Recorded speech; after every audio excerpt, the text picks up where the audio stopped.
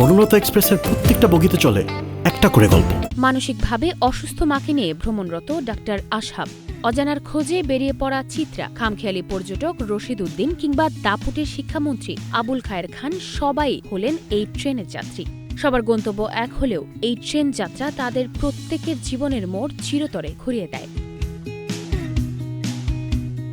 উপরের এই বর্ণনাটি একটি ট্রেন জার্নির গল্প হলেও বাস্তব জীবনের নয়। এটি একটি সিনেমার গল্প।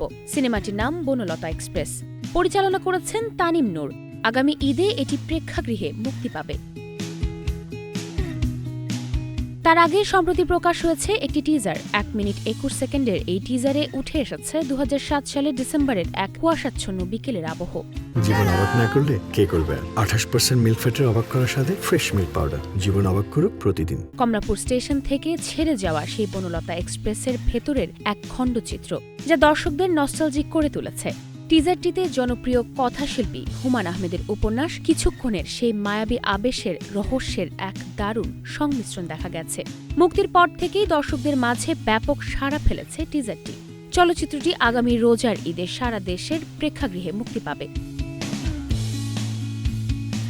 বনলতা এক্সপ্রেসের কাস্টিং নিয়ে আলোচনা ছিল শুরু থেকেই, কেননা এই সিনেমায় অভিনয় করেছেন মোশাররফ করিম, চঞ্চল চৌধুরী, শরীফুল রাজ, সাবিলা নূর, আজমেরি হক বাঁধন, জাকিয়া বাড়ি মম সহ আরও অনেকে।